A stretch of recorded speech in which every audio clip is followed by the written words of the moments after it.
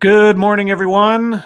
Welcome to a special live stream edition of my self-imposed insanity.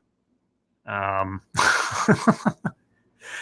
have to mute myself on the other stream so I don't hear myself echoing. There we go. That's better. So hello, everyone. Good Saturday morning to you. Hope you're all doing well.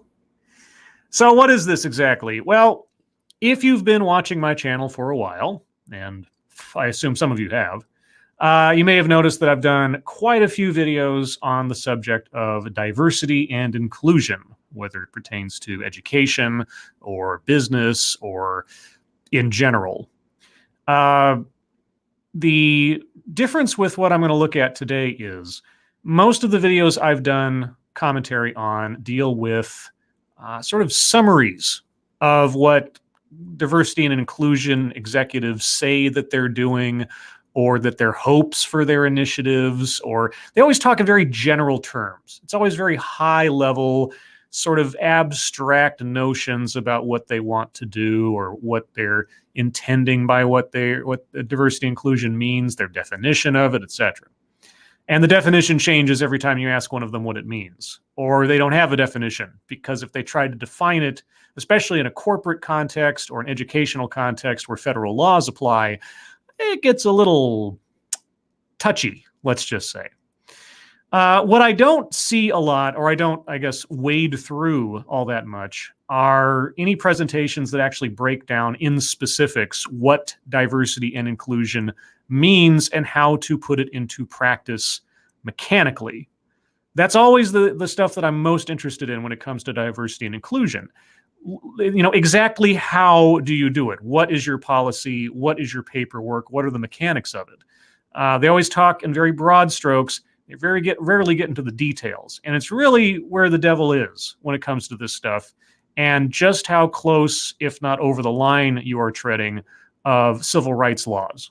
If you are discriminating by the basis of race or gender or orientation to try to fill out your population, whether it be your workforce or your college student body or whatever, in order to make it look as diverse as possible. And it always comes down to the look in a lot of situations. You know, our workforce has to resemble our customer base, or our campus should resemble the community around us, or something like that. It's very, very loose language trying to say otherwise. Yeah, we're paying attention to what people look like and not necessarily whether or not they're qualified to be here, or, you know, that whole meritocracy thing, which we've been told is terrible. But before I begin the video, say hello to those that have arrived. Genti Maxi, hello. Sean Uli, hello. This is Kyle, hello. Hearse Gravegear, hello. Mike Savage, Blarg. Fairly Becca, hello. Green Thunder Demighty, hello. And Hawkatus Maximus, hello. For those of you who are lurking, welcome. Now, here's my plan for this. I have only watched maybe the first couple of minutes of this, and I have the description of the original video. So this is unknown territory to me. This could be exceedingly informative. This could be a giant pile of BS. I'm expecting the latter, but you never know. Now, the whole presentation, as you can see on your screen, is just under an hour long. If I do an entire commentary alongside the entire video, this may go to 2 hours or so. I don't know how long it's going to go. I don't know how long I'm going to be able to take of it, depending on how interesting or boring it is. But at the very minimum, I will make this live stream go at least an hour. So we'll get through an hour together. And we'll see how much of this we can get through, how much this I can get through. If it carries me along, maybe we'll do the whole thing. Those of you watching this in the future already know whether or not I made it through the entire piece. So, with all that being said, oh, hello, Zero the Hero 909. Hello. Okay, so this is the Diversity and Inclusion Workshop presented by the St. Joseph Chamber of Commerce and the St. Joseph Human Rights Commission. All right, so I'm going to let the audio play for a second just to verify that you guys can hear it, because if you can't hear the video, this is going to be a very short live stream. So I'll be watching the chat. You guys let me know if you hear it.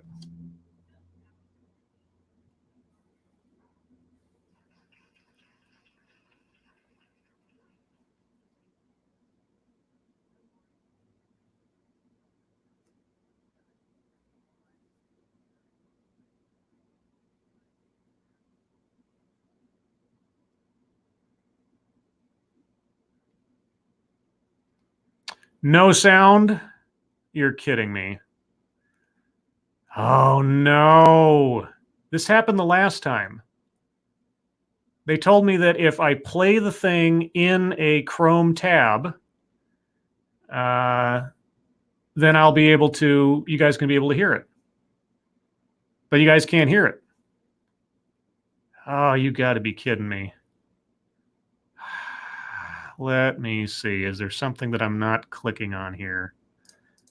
Maybe that's the problem. Hold on a second. Let me okay, some screens let you share audio. Look for the share audio. Okay. Hold on. This is my problem. I apologize.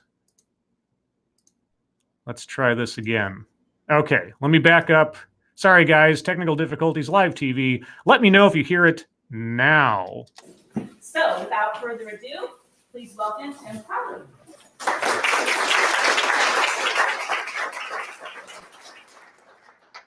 Good morning. Kay, thank you for those kind words.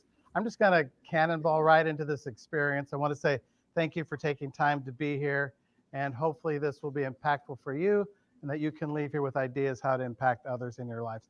Hey. Okay, so Dr. Tim Crowley. Okay, I'll bite. What is he a doctor of? Let me do a little quick fact checking here. Dr. Tim Crowley. Dr. Tim Crowley. Motivational keynote speaker. Sorry, guys, this is on a different screen. I don't think you can see it.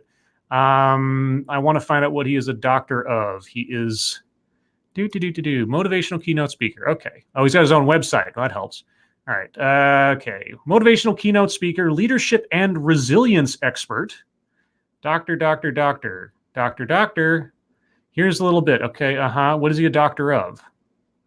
What is he a doctor of?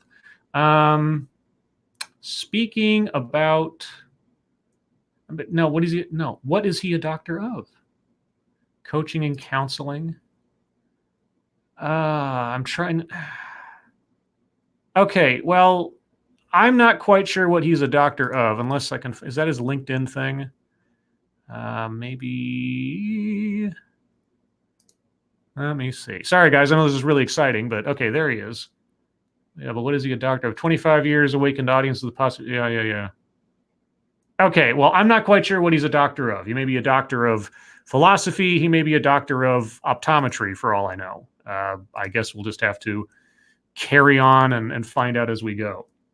Okay, but anyway, so this is his job. He does this as a profession. He's a keynote speaker talking about these issues. Yeah, all right, let's continue.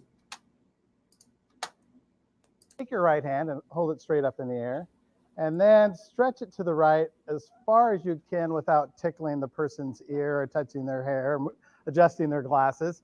Yeah, because that would be sexual harassment. This represents your birth date, okay? This is the day that you're born, the day that you arrived on planet Earth. Take your left hand, stick it up in the air, and you're going to do the same thing. You're going to expand it to the left as far as you can. This is the day that you leave this planet Earth and go to wherever your next life is. Is it behind the Hale-Bopp comet? Because I hear that's where people are going. This is the day you sell the farm, you kick the bucket. What you have in front of you, ladies and gentlemen, this is your lifeline. Play along with me. Play along with my lifeline with my hands held out? Okay, so this sounds awfully important if it deals with our entire life beginning to end. Be all in. Take off all the years you've lived. I'm 60 years old, so I got to chop off 60 years. By the way, this is supposed to be an inspiring talk this morning. And then once you've done that, do this. Take off another third, because most of us in this room are probably going to work that. And right before your eyes, you're seeing your life shorten very quickly. And now take off another third, because pray God we get some sleep. And what I want you to do right now is take what you've got left of your life and take a good hard look at it for a moment. This is oddly, I don't know. It's like spiritual almost. Sean Uli says, "Turn it up." This is as loud as it gets, guys. I'm sorry if I could adjust the audio on this, but this is as loud as the tab allows me. Take a good look at this. Drop your hands. I'll keep mine here. I have a question for you. What does diversity and inclusion, honoring both of those, have to do with creating an impactful life, a great life, a meaningful life? What does it have to do with that? And I'm looking for a one-word answer, and it begins with the letter E. Wait, so you're asking the audience to tell you what they think diversity and inclusion looks like in this tiny fraction of a lifetime that you've whittled things down to, but you're looking for a specific answer. I don't think that's how science works, but maybe I'm wrong. Everything. Everything.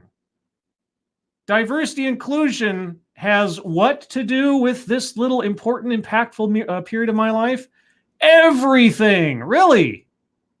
I'm dying to know. I am ready to be educated. How many of you, by show of hand, at the end of your life, you want to look back and say it was a life of meaning, it was a life of purpose, that you made a difference in the lives of others? Sure. But you're saying that the only way that that can come about is if I operate under a initiative of diversity and inclusion? Okay. I have a question for you. What holds most people back? What stops most men and women from actually acquiring that? Vast wealth or fear. How about fear? I bet the answer is fear. What holds most people back in life? Fear? Hey! So as psychologists, we study fears. It's the top 10 list of fears. The number one fear for most Americans, especially college students, is what? Massive crippling debt. I guess I'm doing it now. Fear of public speaking. No. No, fear of public speaking, I think, is probably the last on the list of things that college students are fearful about. I think crippling debt is probably better. You know where death falls on that list? It's number 7. People would rather die 7 times over than do this. But there's a fear that I want us to explore today, because if we don't address that fear, I doubt that we'll expand our experience with really validating and appreciating and celebrating differences and being more inclusive. Thank you, Point Curation. About 10 minutes behind. So far, so good. You haven't missed much so far. We're still in the introduction, so don't worry. What are other common fears that hold people back? That have maybe held you back, friends, coworkers, colleagues, neighbors? Failure. Think of both of those. Think of failure. Think of all the things that have not been started or because people were afraid of doing something. And you said it, Nelson Mandela says, more than fear of failure, fear of success. So my name's Tim. To go through life kind of being myself takes a little bit of energy, but to bring my best self, for you to bring your best self to everything you do every day, that takes guts. Your best self. I've heard this phrase or similar things like it many, many times in diversity and inclusion presentations, where you're bringing your best self to work, your whole self to work, right? So, and I've always interpreted that based on context clues as I have eliminated professional distance from my interactions in a professional environment. That's essentially what I get from a lot of the corporate ones, where you feel free to bring your whole self to work, which means that my personal life and my work life, there's no differentiation. There's no line. There's no barrier between the two, which in my mind is not necessarily the smartest way to operate a business.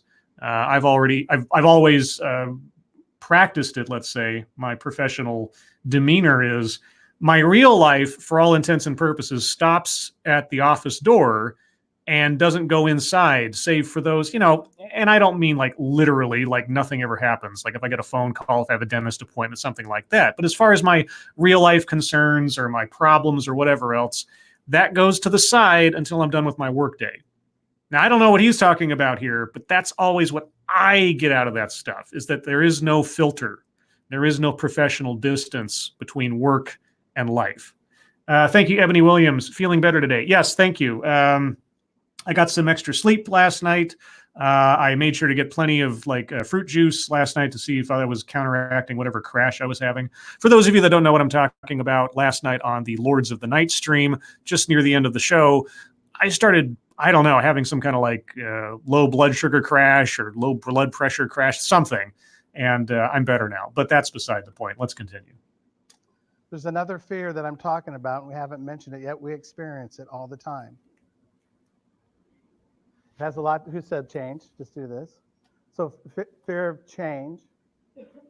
There's a lot to do with that one. It's fear of leaving our comfort. Finish it for me. Zone. Watch this by show of hand. And I'm going to have you vote this morning a lot with your hands. This is like a really strong yes, and you can make some fun sounds. This is still pretty strong yes. This is maybe, and this is like no way. Jazz hands. I heard the clapping is triggering to people. So let me do this by show of hands. How many of you know people or yourself at one time or another, you stayed in a job, you stayed in a relationship, you stayed in a situation that was not good for you, but you stayed because it was safe and there was comfort in it? Let me see show of hands. Yeah, that's basically human experience, but okay. You look like a genius. Like, oh my God, how insightful. How many of you would be willing to do this morning? In order to get the best use out of this very short amount of time, how many of you, by show of hand, would be willing to take some baby steps outside of your comfort zone if it could help you to leave here with a better understanding of diversity and inclusion and the willingness to take some actions to improve that in our personal lives and our professional lives and our community? How many of you will do that? How many of you are willing to be uncomfortable because discomfort, a disruption, is educational, as we've been told several times? Thank you, Hakatus Maximus. Have a drink on me. Also, feel free to fact check all you want as I'm playing Monster Hunter while listening. Keep up the good work. Well, thank you, Hakatus. I don't know how much more fact checking I'm going to do here unless he starts referencing stats or something. But so far, we've heard a couple of things that I've heard in more condensed terms elsewhere. Bringing your whole self into a situation. You have to be open to being uncomfortable in order to hear some hard truths, that kind of thing. So this is a much more friendly, soft-spoken version of what I've heard before. So we'll see where it goes. Look around the room. You guys are giving me a green light to do whatever I want. Oh boy, he's got your consent. So really, think of it. If we continue to do what we've done, we get what we've got. And for most of us, it's okay, but that's not really how we grow and expand ourselves. So when I say go, you'll have 10 seconds to do what I'm going to ask you to do. When I say go, I want you to get a partner. It cannot be anybody you knew prior to walking into this room. I want you to use opposite gender until we probably run out of guys. It looks like there's more women. Guys, you're going to be more popular than you've ever been. But I want you to be mindful, and I want you to be intentional about finding a partner, a person you've never had a conversation with. As we move into this, you've got 10 seconds to do that, and then you'll be sitting by them, ready, set, go. Mindfulness and intentionality. These are also two very often used terms when it comes to diversity and inclusion. We're being very intentional in our processes in trying to hire diverse individuals. What does that mean? As I've interpreted it, we have very specific criteria by which we filter people out. We're not going to say it that way because that almost sounds illegal, but yeah, intentional, mindful. So, anybody without a partner? Anybody? Oh, thank goodness. They edit out some of the fluff. I appreciate that. Else? Right there. Boom. By the way, I grew up in an average-sized Catholic family in Northwest Iowa, although St. Joseph, Missouri has been my home for the last 35 plus years.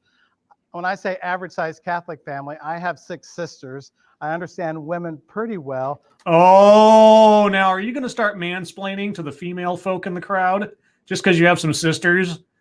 Okay. I also have 6 brothers. I'm the 11th of 13 children. Jesus.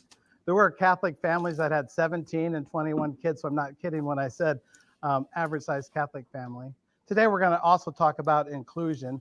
My mom, before any of this was in literature, any of this was in research, she was just natural at it. So we lived in the south end of Natural at what? Breeding multiple children? town. We were poor kids. We were a welfare family. We lived in HUD housing. At night, kids used to go outside and play. There was a game called Out to See the Ghost at Night, Kick the Can. Anybody remember those games from yesteryears? If you were to come into our yard, my mom would introduce herself. She would remember your name, and she would do this upon you leaving. She would tell you to invite your mother, and mothers from the north end of town, the families that had wealth and prestige, would come and hang out with my mom. She had an unbelievable way of helping people just feel like they belong. So we're going to create some of that belonging today. I don't disagree with the sentiment, and it is kind of sad that we've transitioned over time to a much more isolated, less social society. Now, I guess it depends on what part of the world you're in, but at least from my experience, we're all very much more cloistered now, I think, than we used to be. So on that one, I'll give him. It's too bad that that's not quite a thing anymore. Once again, everybody has a partner, right?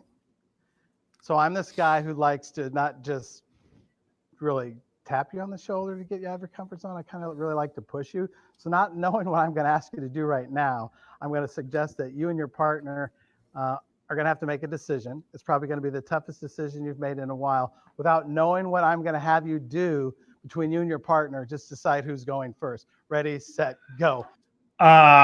This could go all sorts of ways. Make that decision. Anybody know Stephen Covey?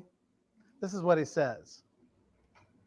Most of us, when we listen, we don't listen to hear. We don't listen to pay attention to people. We really listen more to respond. And how many of you have ever done any of these listening sins? You're having a conversation with someone and you can read their mind and you finish the sentence. You interrupt the conversation. You hijack the conversation. Does he use this as like his calisthenics for the day, just raising his hands in multiple places multiple times? He really likes putting his hands up. You finish that for them. So today when you're listening, because we're going to have lots of listening because we want to create connection, it's important that you keep the focus on your partner. If you say any words at all, I want you to say big intellectual words I learned like when I was getting my PhD in counseling and psychology. Okay, so you're a doctor of counseling and psychology. Well, I appreciate that piece of information. Words like, and tell me more. And we're laughing, but there is something powerful when we're fully present with people. When we really give people the space to be seen and heard, we can take people that have felt invisible and make them feel visible, and people that have felt unseen their entire life and to be seen and to be validated. Okay, and this all sounds good, doesn't it? This all sounds like good interpersonal advice. And yet, I'm waiting for the other shoe to drop. So, the person that's going to go first to speak, where are you? Simply, you're going to do this. When I say go, with the topic of diversity and inclusion, why are you here and what do you want to get out of this down to about an hour time? What do you want before you leave? So I did some prep work talking to people on the Human Rights Commission, other people, but we want to hear from you. What brought you here and what do you want to leave with? The better that you can share that with your partner, and then we'll share some thoughts together collectively, the more that I will adjust things and speak to really what you want and what you need most. You're each going to have about 2 minutes to talk, 2 minutes to listen. You're going to change roles on your own. Ready, set, go. Okay, I'm going to assume, I'm going to guess, I'm going to do my little Karnak act here, that a lot of people's motivations for attending this talk was to learn to try to defeat their own unconscious bias in order to be more open to new ideas and new people. What else? And maybe someone will get as explicit as to try to fight against white supremacy. I don't know if somebody's going to get quite that deep on it, but you never know in crowds like this. Have that exchange.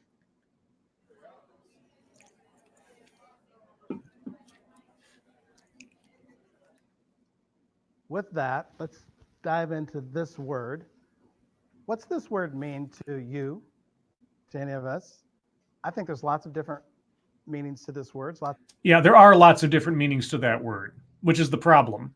Every time that I've seen a diversity and inclusion executive try to articulate a definition of that word as pertains to their processes at their corporation or their college, it's always something different. Or if they do give a definition, it is so vague. And it's not the dictionary definition, because it just means lots of differences, right? Differences amongst a group of things or a group of people or whatever else. But when it comes to corporate or collegiate diversity, they rarely ever get too specific, because then if they start talking about hiring for diversity or admissions for diversity, then they could be called out on the mat for things that are possibly against the law. Lots of different personal experiences with this word. How many of you, by show of hand, ever grew up where this word was not positive but negative?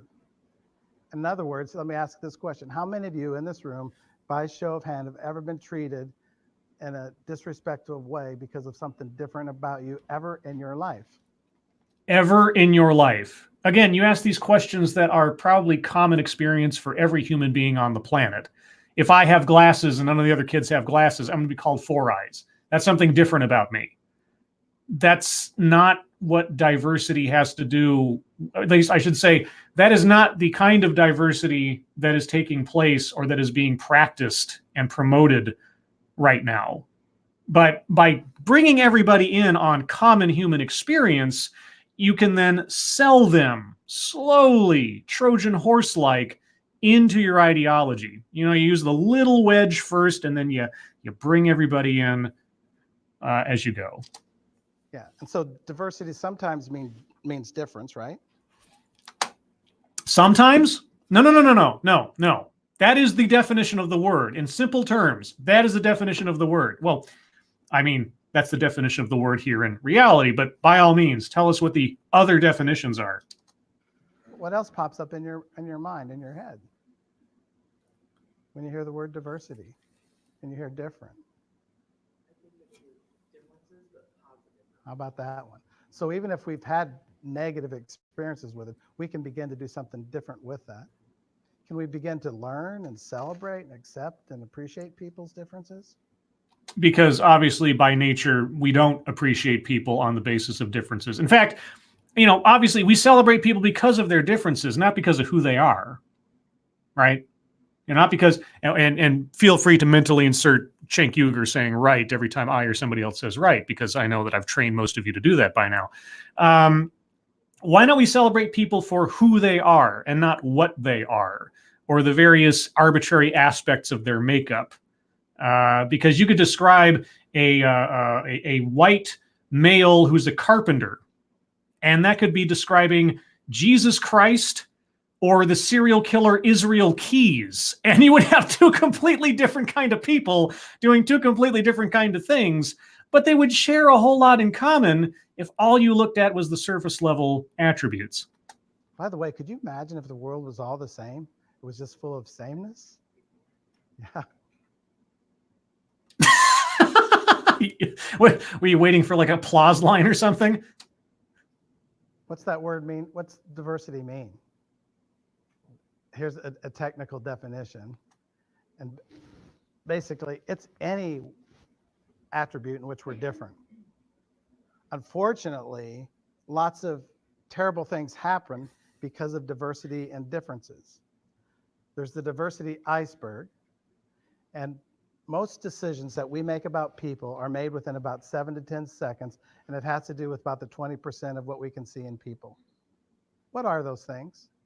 Well, you just brought up the diversity iceberg in the background, so I think they have a cheat sheet. Are we getting into unconscious bias here? Does that really tell us much about people? And yet, does it tell us a lot?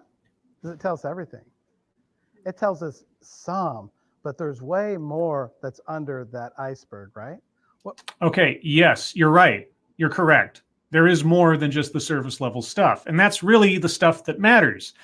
But that's not what diversity and inclusion is focused on in most instances that I've seen it promoted or practiced. Because, and I really am curious to know if you'll address this, how often colleges and corporations make a statement to the extent of our workforce, our student body should reflect or resemble or look like our customer base or our community or something like that. Focusing on looks, focusing on aesthetics is more often than not the focus of diversity and inclusion. So is this guy going to tell us that diversity and inclusion, when it comes to initiatives in entities and organizations, is meant to look below the surface? Because that's not what I've been hearing.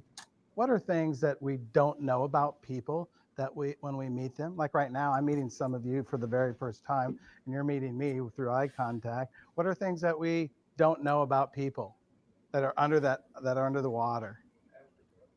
Past or present? What's currently going with anything? What are their interests? What are their motives? What's their families? What are their struggles? What are their celebrations? What else? Say it again. Personality. Yeah, boy, that can be interesting at times. Personality. Yeah, if they have one. Someone said, yeah, socioeconomic, religion, education, political, hobbies, interests, what people like to do for fun, what they watch on TV, if they watch TV. Yeah, but are you really going to be interrogating most people in your life down to that nitty-gritty? I mean, yes, those things might all matter, but that still doesn't really tell you about who that person is or what kind of person they are, how they treat others, how they treat themselves. But this all comes back to the very simple thing. Everybody is different. This is a basic fact that we all kind of know as thinking beings moving on in our lives. And yet he's talking about it as though it is some wild revelation. So why do we focus so much on that top 20%? Because we're not mind readers and we are visual audio creatures for the most part. We move through the world and interact with physical reality, and people are a part of that physical reality. And absent any ability or knowledge that tells us something more about a person, all we have in the immediate moment to assess a person is what we can see or hear or smell or whatever. That's why. Are you a doctor of just Captain Obvious? And is there a danger in it? I don't know. Is there a danger? It's easy. How about this? Have you ever met someone, maybe even today, and quickly you just make assumptions? We're hardwired to that. It goes way back to the caveman time. So the caveman's going out looking for food. He sees the saber-toothed tiger, something that's new. He's making a decision to fight or flight. And so he's running back to the cave or he's fighting. That's hardwired in us. And so it's for safety. Oh, we're getting into unconscious bias and how we are programmed naturally to be fearful of the other or something. That's my guess. Again, I'm not a mind reader, but I can guess. We've evolved a lot since then. We can do better. Dr. Jerry Leninger, anybody know that guy?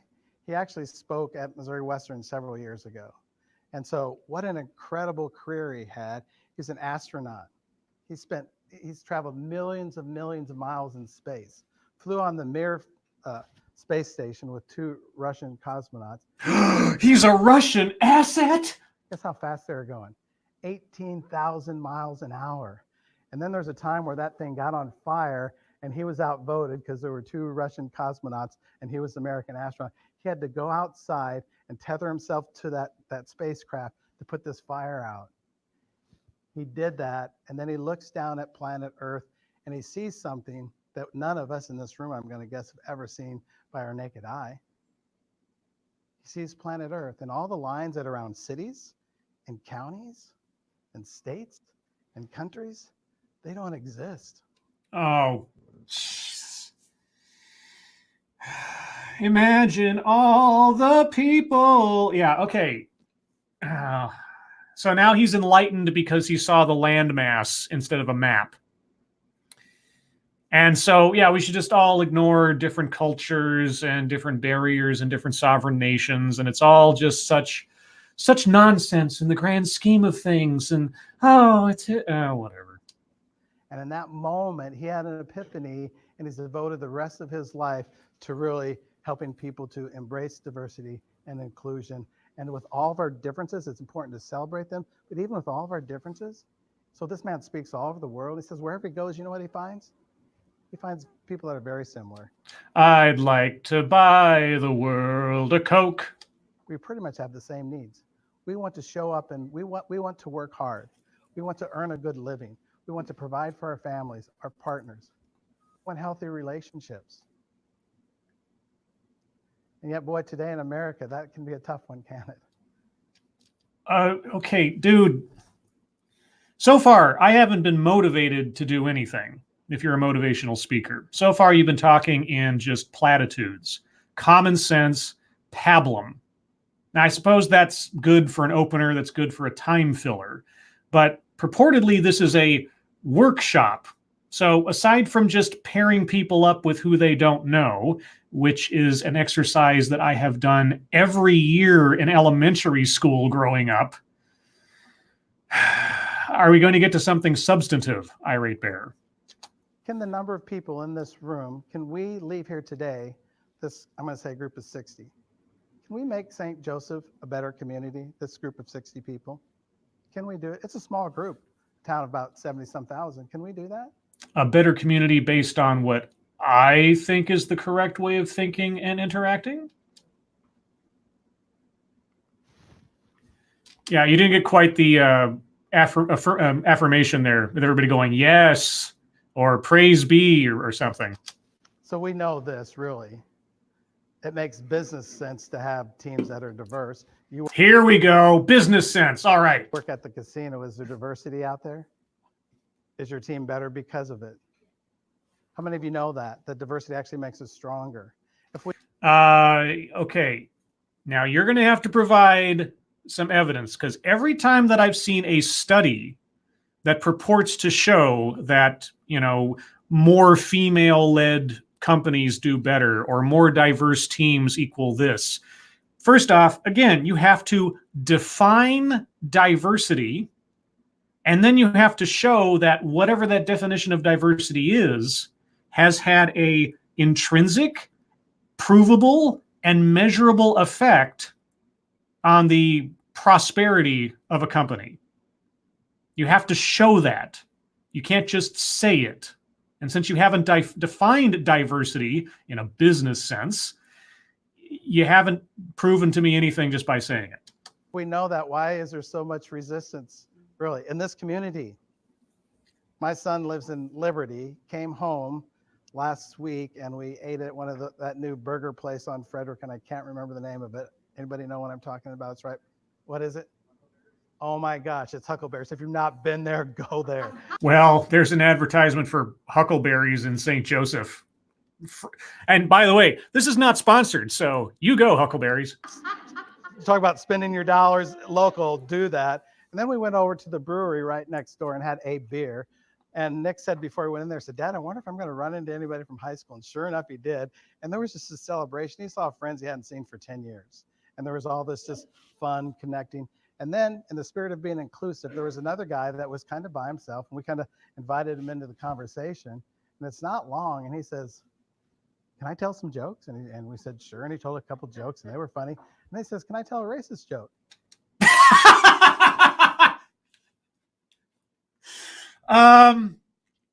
Okay. Given this guy's demeanor, given his apparent sincerity, I'll let you guys in the audience be the judge. Do you think that whoever this person he's talking about is, do you think those were the actual words that came out of his mouth? Or do you think this is something that our speaker is just sort of injecting into the conversation as a segue to a larger conversation about unconscious bias or other such things? I'll leave it to you to decide. I could go either way, I suppose. I said, please, no, don't tell a racist joke. And so he tells a couple other jokes, and they're kind of funny. You know what he does? He tells a racist joke. Oh my God. And it was not funny. Oh my God. And told him it was not funny. Well, good for you. And asked him to stop it, not to do it again. And then you know what he said? He said, well, my black friends is what he said. He said what? They laugh at that. I said, nah, my African American friends wouldn't do that. And we asked them not to do that. My black friends are funnier than your black friends. Can you imagine this conversation taking place in the real world? I mean, it could have happened, I suppose, wherever world he's from. But oftentimes, and I'm not so sure earlier in my life, if I wouldn't have been a bystander to that. You know what I'm talking about? Have you ever been in a situation where somebody was treated in a way that made them feel small and you didn't say something?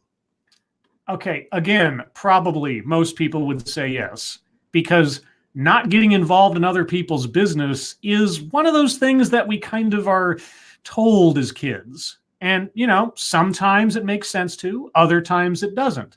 But getting involved in other people's business, generally speaking, isn't our business. And also, there is the reflex, at least in me, that if I see if I like in a non-emergency situation, I'm not talking about like physical violence or something, but somebody says something nasty or whatever else, my first instinct is to assume, until I'm shown otherwise, perhaps, that the other person should be given the opportunity, let's say, for lack of a better word, to defend themselves, to stand up for themselves. Why should I be someone else's golden parachute?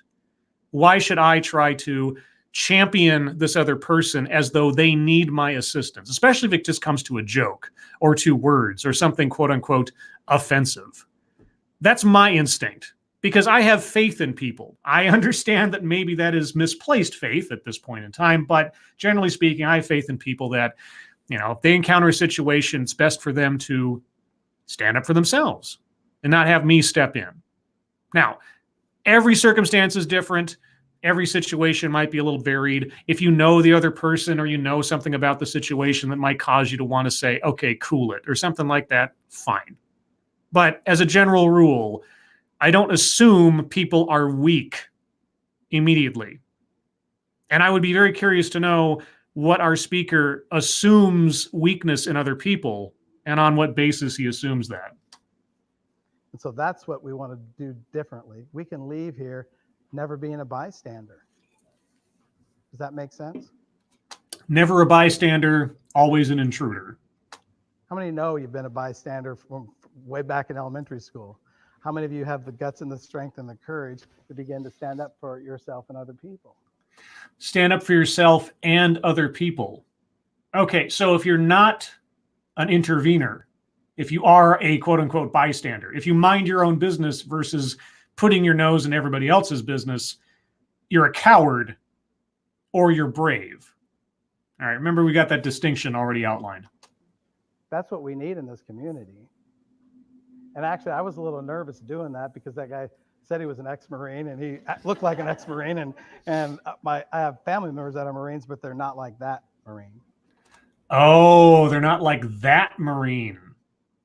Okay. So he didn't serve his country and put his life on the line to say whatever he wanted? Okay. What's that word mean to you? This is another one. Every time it's brought up, there's a different definition. So let's see. The phrase I've heard several times is diversity is everyone being invited to the party. Inclusion is being invited to dance. Right? So everybody's there, but not everybody's participating or made to participate. And I suppose, in a sense, you could say that's correct. I suppose. Let's see what do we have to say here. Throw out thoughts. To be inclusive means to create to do. Say it again. To be part of something. To create a space where people feel part of something. What else? Everybody has a seat at the table, and at that, not only do they get the seat, they get their voice. We want to hear. Granted that their voices have something productive or constructive to contribute, sure, but that would be merit. And we don't want to talk about merit. So we talk a lot about diversity. It is important to have diversity of thought and ideas. Is there more than one way up a mountain?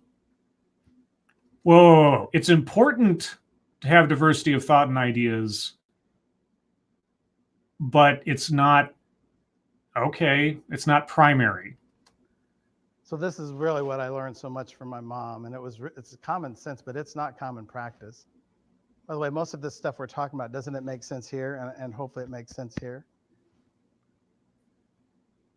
There's that thing with the PowerPoint I was talking about. But really, this is how you know if you're working in a place that really has an inclusive culture. You will feel those things. Inclusion is a sense of belonging, feeling respected, and valued for who you are as an individual.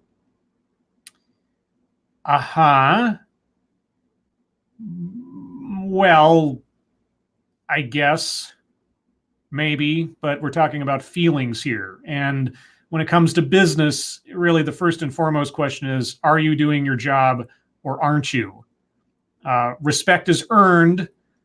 Belonging is something that's sort of a you problem. Valued is, are you getting your paycheck? And I know I'm being very, very sort of crass and cynical about it, but ultimately, that's about as much as you can hope for in any particular work environment.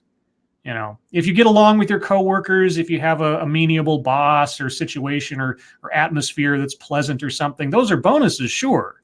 But at the end of the day, you're there to do a job. You're there to be on time. You're there to get along with the people that you have to get along with as best as you can. And you expect to be paid for your time and your efforts. That's about it. You will feel like you belong. You'll feel respected, and you'll feel valued. There's a survey done by Kuz and Posner, some leadership gurus, and they asked over 800,000 people this question. How many of you in the last year felt disrespected in your job? Guess what the percentage was? High. Let's try this out. How many people feel disrespected? I'm sure that is a very tangible metric. How many of you in the last year have felt disrespected in your job at least once? Raise your hand high.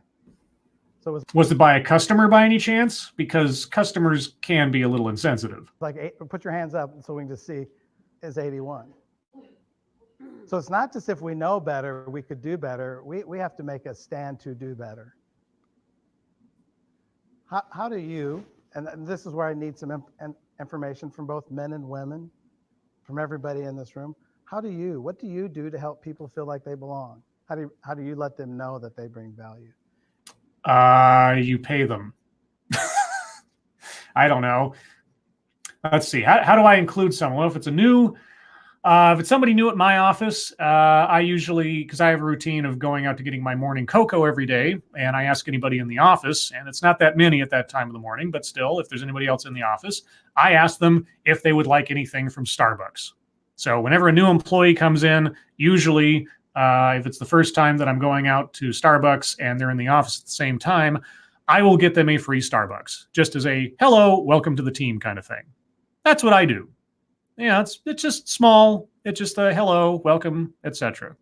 I don't get much more personal than that over the course of time. I do have a very strong sense of professional distance, but that's what I do. I guess that's my contribution.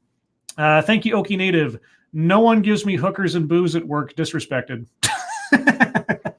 Oh, well then, I guess you're amongst that group. I guess you're part of that statistic now. And a lot of this would maybe seem common sense, but it may be common sense, but listen to this, it's not common practice.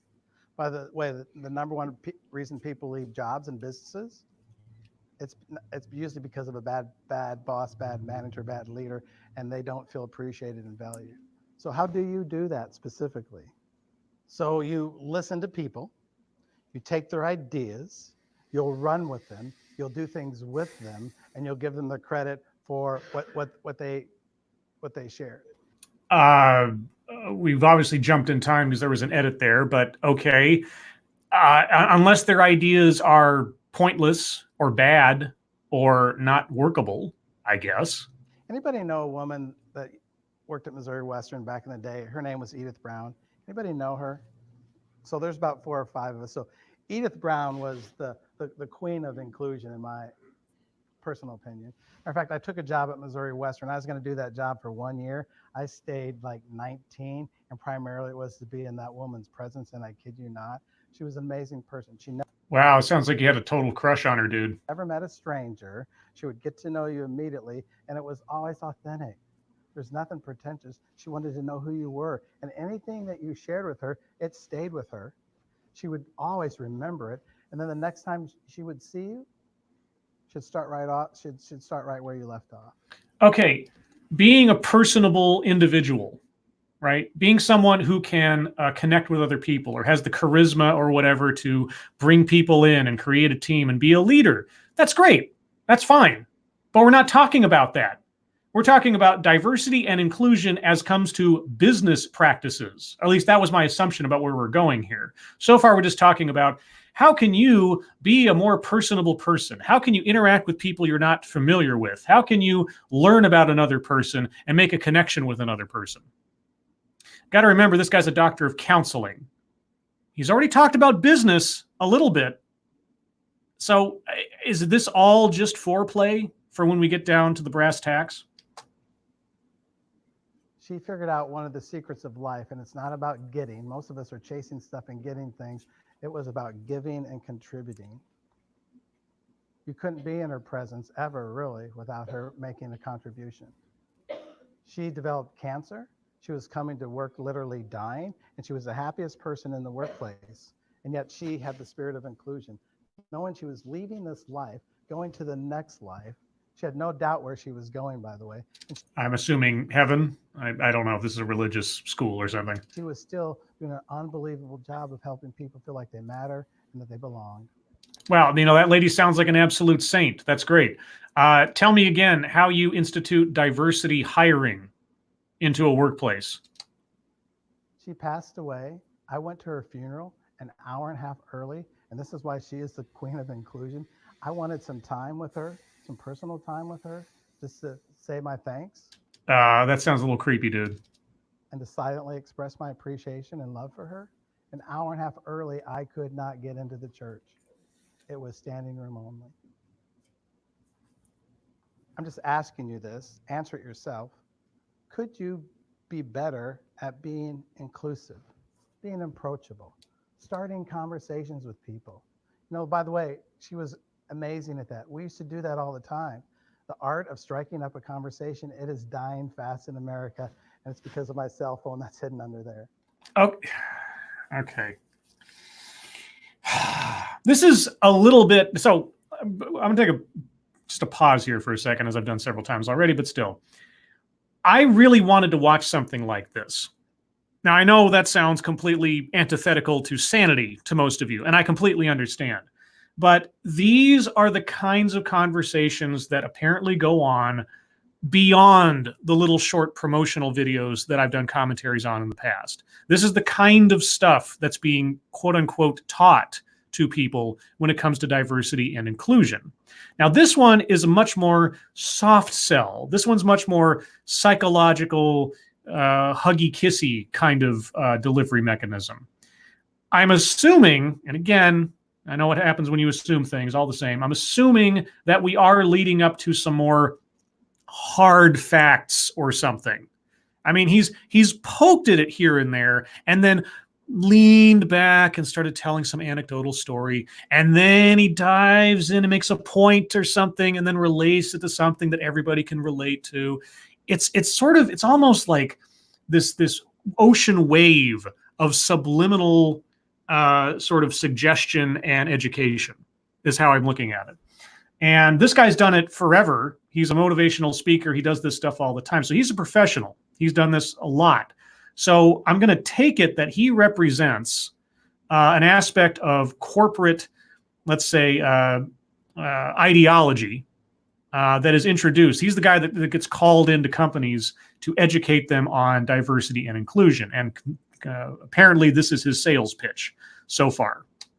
By the way, one of Dr. Sherry Turkle's books is called this. Listen to the title, Alone Together. Alone together will never create that. How many people are doing this just to avoid this? Her second book is Reclaiming Conversations. If we want to be more inclusive, we have to strike up conversations with people. And if you're really gifted at it, like Edith was, you start the conversation and then you use the 80-20 rule of effective communication. 80% is really what? It's listening. Okay, yeah. Listen and believe. Okay, please, please, please move on to something more substantive, Irate Bear. So she would start the conversation, she would listen, and it didn't just go in here, it would go in here. By the way, just look around this room. We have no idea what's going on in people's lives, do we? No. Do bad things happen to good people Yes. every day? In this room right now, could there be people that are sitting there that have a loved one that may be struggling with cancer, maybe worried with finances? You're concerned about your parents, or you're worried about your kids. We just never know. Yes, all of that may be true, but unless it is completely crippling to your ability to focus on things or is just unavoidable, it has nothing to do with your ability to go to and perform your job. But doing what you did, that creates that sense of really acknowledging people and inviting them to the table, letting them know that you care. Is the world speeding up or is it slowing down? What the let me ask you this completely like nonsensical, sophisticated question. Like, do you guys ever feel like have you ever stubbed your toe? You guys ever wake up and got a headache? You know, can we all just agree that we're all kind of the same people at the same time? Okay, now let me tell you how you're supposed to think about other people. How many of you feel like you wake up in the morning and you're like the hamster on the wheel? That you get up and you just go, you collapse, and you begin another day? Is it possible, especially in the work of diversity and creating a space? The work of diversity. Okay, you haven't told us about the work.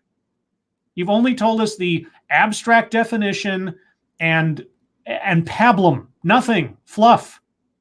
What is the work? What is the actual mechanics? Space where people feel seen and valued and recognized. Is it possible in a world that's only going to speed up that we can slow down? What?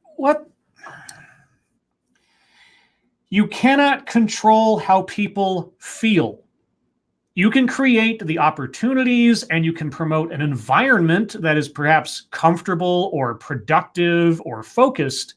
You cannot control how people feel. If someone decides that they feel disrespected, if someone decides to take offense, is that a failure on their part to get with the program, or is it a failure on your part to be an empath? Could we be more mindful? Could we be more intentional? Mindful and intentional. I'm going to take a brief pause and look at the chat real quick. Hello, Wandering Lisa. Hello, One Ton Hammer. Hello, Cynical Lindsay. Hello, Kyler. Hello, Tartanist. Let's see. Anybody else I miss? Sora Luna, hello. I think everybody else. Backscan, hello. I'm scrolling up a bit. Yeah, I think I have everybody so far. Hello, Scrappy. You're joining me on what would effectively be what I would do to make a video, is to slog through something that is exceedingly tiresome, and yet it's very informative. You may not believe me, and maybe you don't agree with me, but I find these things very informative. Just looking at the surface level promotional stuff doesn't tell me a whole hell of a lot. And if you've watched my videos, you know they don't tell you a whole hell of a lot. But watching this stuff, watching this soft sell, watching this ease with which this guy is trying to inject these things into the conversation with a bunch of people who obviously have showed up because they feel, I don't know, guilty or obligated, or maybe they were told to. Imagine if this guy's talking in front of a crowd at a company, and because you're at the company, you are made to go listen to this guy because they make it part of your job. It's part of your sensitivity training or whatever else. Imagine you're sitting in the room knowing that in some way, shape, or form, conforming to what this guy is telling you may be the difference between having a job and not having a job. Okay, imagine having that Damocles sword over your head instead of just listening to this very friendly, gentle guy just telling you stuff. You know, this guy's not in the business of giving advice to people necessarily, at least not in this context. He's in the business of telling people what the mandate is from on high. That's what I find really interesting. Could we be more present as Americans? Does that have anything to do with being good at this? I'm going to say it has everything. And what if actually slowing down, you actually get more done and you get more accomplished because you're more intentional. We certainly were taught this, right? Right. Does this not help with inclusion? What's the golden rule? Exactly. And I'll paraphrase, treat others how you want to be treated. How many of you were taught that? How many of you have seen situations in this community, in your workplaces, where people, they've forgotten it, they don't do it? Well, I mean, the golden rule is a generally good principle to live by, but let's be honest, I would not want to treat Charles Manson the same way that I would want to be treated. But I digress.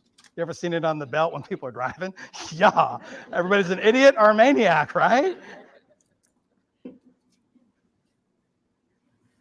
Guess what? When it comes to diversity and inclusion, there's another rule that's way more important. You know what it's called? Whoops, and I didn't want you to see it's called the platinum rule, and it Spoiler alert, I guess. tells you what it is. What was supposed to happen with this slide, you'd see the platinum rule, but you wouldn't see the definition. So I'm going to ask you, what is the definition of the platinum rule? I didn't, honestly, I missed it when it came up on the screen. I don't know I've never heard of the platinum rule. Who said it? Treat others the way they want to be treated. How about that? Treat others the way they want to be treated. Well, what if the way they want to be treated is antithetical to the rules or antithetical to what you want to do? What if somebody wants to be treated to a foot massage, but you have no interest in rubbing their feet? So say your name again.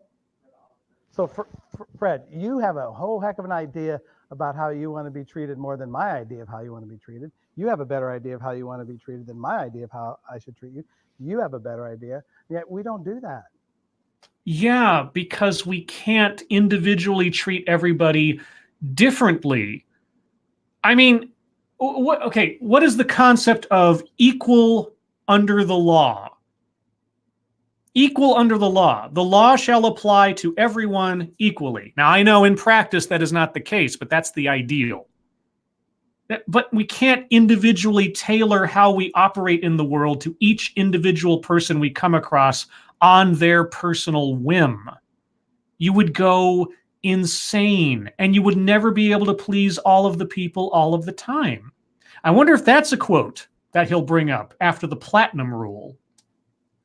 What's it require in order for us to live the platinum rule? And that really was really nice and organized before I stuck it up here. What's it require for us to do? Sacrifice everything about who you are and standards in order to try to please every person you come across to their demands. I can't even imagine trying to operate in a world if that were actually something that you were trying. I can't even imagine what kind of person could conceivably live up to that rule and not be just insane with trying to please everyone. It requires us to get out of our comfort zone. We have to do something. You have to be intentional. And so that means you're going to do something. If you want to really embrace diversity and the spirit of inclusion, we have to do something. We have to put down our phones. We have to initiate conversations. We have to initiate connections with people. Do you understand that? I understand that is what you have been saying this whole time. But aside from that, it's gotten no more specific than that. Talk to people, find out about people, etc. But talking to someone on a personal, interpersonal level is way different than what you're talking about when it comes to business relationships or professional relationships or workplace relationships with your coworkers or your boss or your subordinates or whatever. I don't treat my boss, I will treat my boss the way he wants to be treated because he's writing the paychecks. But insofar as I'm concerned, I only expect to be treated fairly. I don't expect to be catered to hand and foot by everybody I come across because I can take care of my goddamn self. How will I ever know what somebody wants if I don't ask them? It's so common sense, isn't it? But it is not common practice. When's the last time in a workplace somebody asked you what helps you to do your best work? How do you want to be treated? Even when it comes to being recognized and appreciated within this size of a group, some people don't like public stuff. Some people don't like some people like a note. Some people. Okay, whoa. How to do my best work? Okay, that's a much more mechanical question than an interpersonal question. I have a meeting every week with my entire team, basically, and we discuss what everybody's working on. And there's always a little bit of crossover between what someone's working on or the realm that somebody else controls or whatever. And we find out, okay, is this something that, you could help out with? Or is this something that needs to be done? I mean, finding efficiencies in your work is fine. That has very little to do with how you want to be treated. I mean, unless there is some really obstructive thing going on where some manager is doing something that's completely ridiculous or treating someone nasty or have a hostile work environment. That's a whole other issue. But when I go to work to do my job. And so long as I'm doing my job and I'm doing what is asked of me and I'm not being given any static elsewise, I'm happy as a clam. But, maybe I'm just unique. I don't know. People like, give me the watch, give me cash, give me time off. We don't know that unless we have conversations. So give me time off. Well, maybe you haven't earned time off. I was like, well, you're not treating me the way I want to be treated. I want to have 3 weeks of vacation as soon as I start the job. You can't do that. Well, you're not following the platinum rule, are you? So when I say go, you're going to do this. I want you to move around. You're going to get a new partner, and we're going to have a conversation that is going to help you to just strengthen your ability to strike up conversations, to strengthen diversity and inclusion. Here's the only thing I'm going to ask you to do, and you really have 10 seconds. Get with somebody you don't know. And I'm going to ask you also to do this. If you're sitting around a cluster of people that you work with or that you know, move to another part of the room completely. Really get out of that zone. Are you with me? Get out of the zone, move across the room. You got 10 seconds. Oh my God. Okay, so once again, dodging talking specifics and more just with high-level thinking and moving around exercises to take up time. Treat people the way they want to be treated. Okay, I want to remember that because I have a feeling that that's something, or at least the sentiment of such, that is core to a lot of the diversity and inclusion, creating a diverse and inclusive culture type deal that goes on in so many companies. Okay. I don't know that we're going to get anything like, this is how you hire for diversity in this talk, but I think the platinum rule is an interesting tidbit that I wasn't aware of before. Everybody has a partner, right? By the way, when you are in your workplace, do you always make sure that people are connected? We're going to find out ways after you have this discussion about how we exclude people all the time. We do it all the time. We have good intentions not to, but we do it all the time, and we'll demonstrate that in a few moments. But right now, I just want you to strengthen your connection. By the way, I think Dr. Linenger was onto something. How many of you, certainly when you get to know people, your idea and your experience can begin to change? He really likes raising his hands up.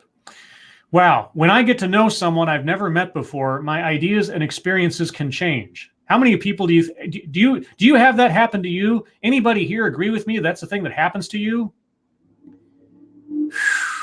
If you shoot for the lowest common denominator all the time, you really will feel or make people feel like, wow, you really know me, or boy, you're so wise.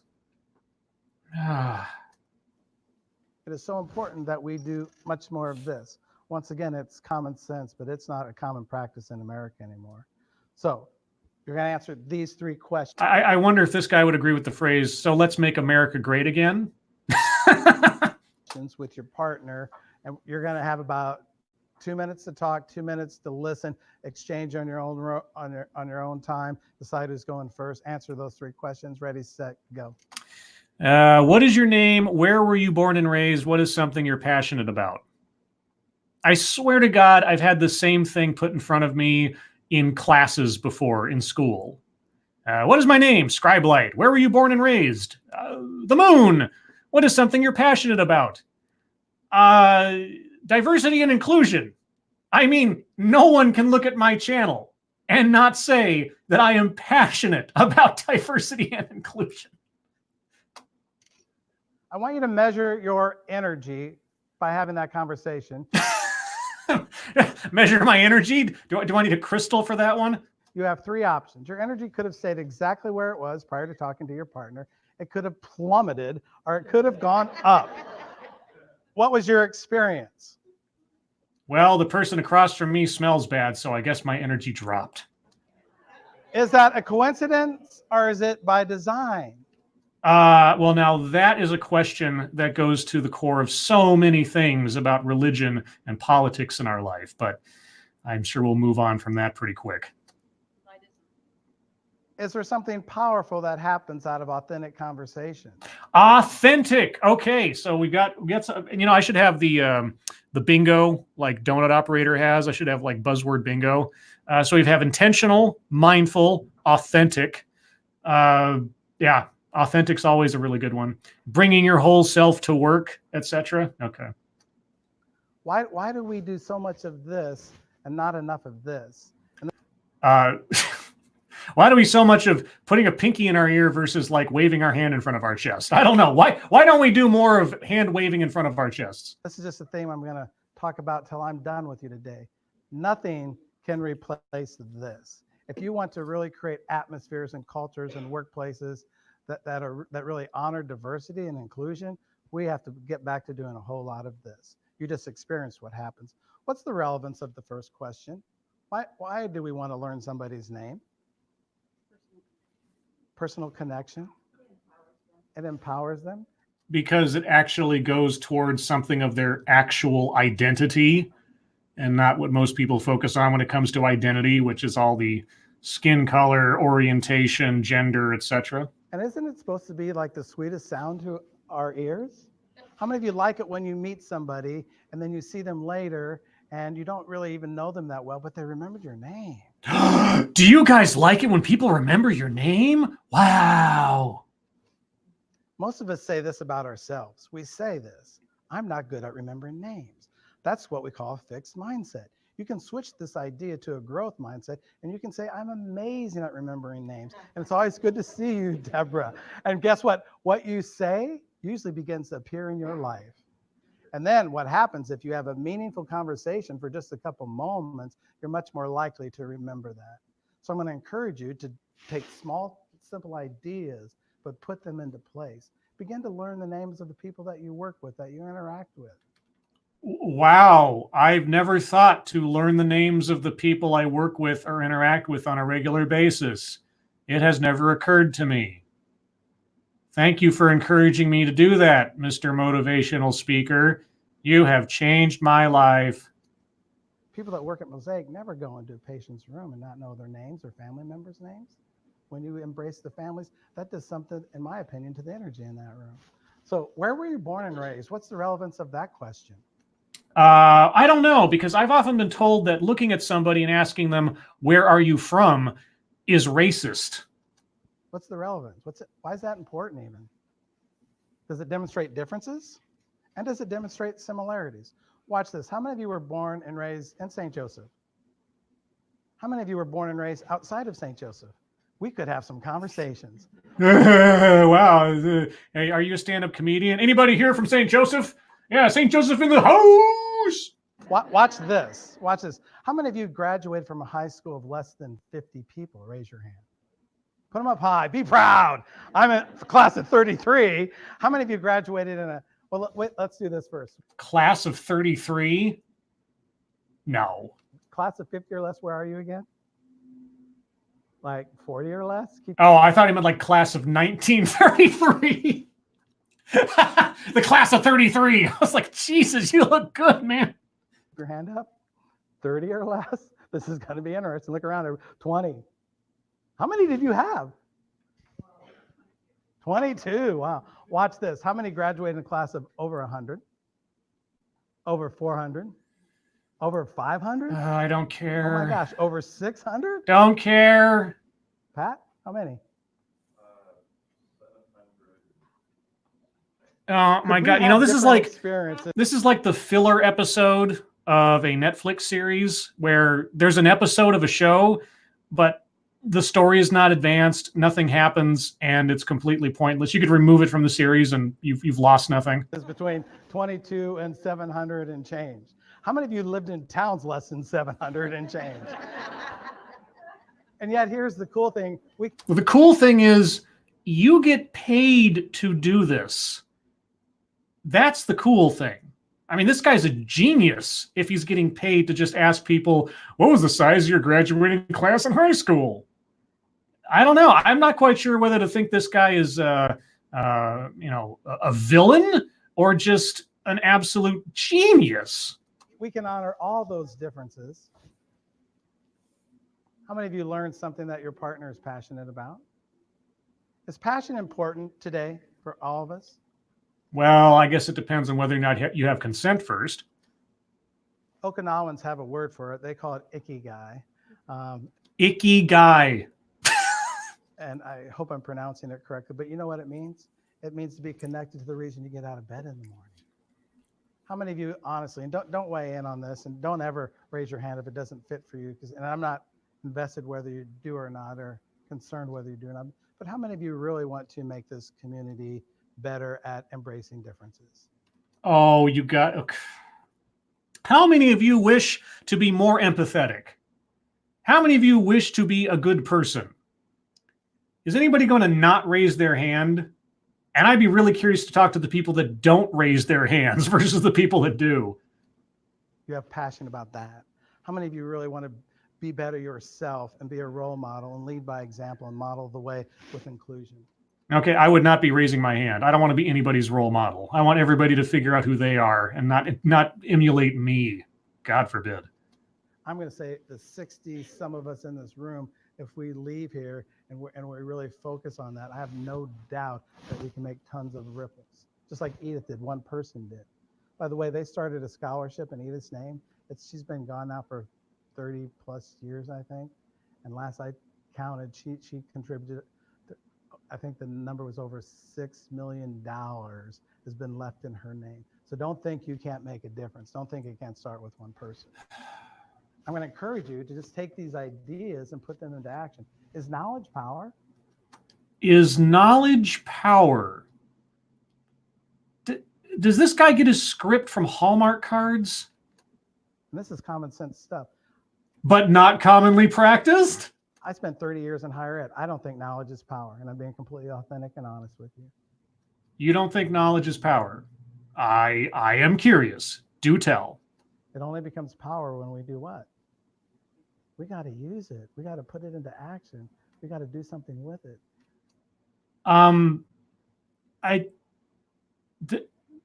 Merely the possession of knowledge does not say you're not doing something with it. Knowledge is power. Never mind. If we leave here and we are creatures of habit and we go back to what we've known, we're going to get what we've got. And for most of us in this room, it's pretty okay and it's probably pretty good, but it's not the best we have to offer. So even those of us that are pretty good at this, we always have to continue to learn and to grow. How do you see the world? And I'm going to go through this like really quick, but you'll absorb it quickly. So what I want you to do right now, and this slide's off a little bit, but I want you to look in this area right here and right here and keep focusing. And I'm going to make a suggestion to you. Stare at the spaces in between. And I want you to see if you can see something. And I don't know if with it being off with the PowerPoint, if you can, typically you can. Anybody see something there? Are we to be reading between the lines of a cookbook on this one? Or are you using an optical illusion? Yeah, okay. So for those of you that don't get it, because I don't think it translates on here, the Herman grid. So what happens is that the way that the eye works and the way that those shapes interact with each other in the simplest terms, at the intersections of each of those lines, where the boxes are, there will be a gray circle that kind of just forms as a result of how the eye works and how that grid works. Even though there's not a gray circle actually there, it's how our eyes and our brains assess that information. Okay. Raise your hand if you see some hands are going up.